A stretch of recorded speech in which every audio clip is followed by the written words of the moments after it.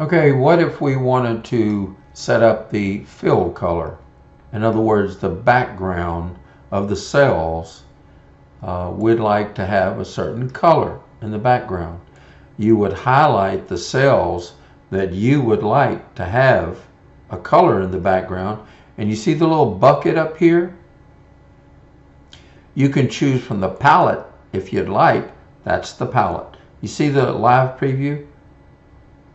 You not even clicking, you can see that it'll give you the preview of what it would look like with that background.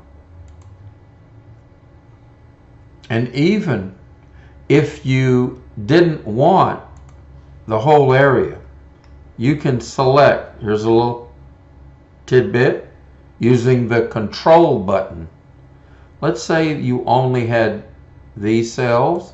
You hold the control button down and there were some other cells that you wanted to, and you held the control button down still, and you had some over here and you had some over here.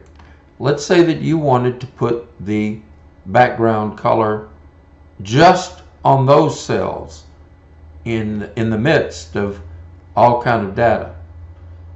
You highlight them like that. The control button is the key. Once you've highlighted it, then you can go up and you can click the little bucket. You see? And you can change them as long as they're highlighted. You could change it to blue. Light blue.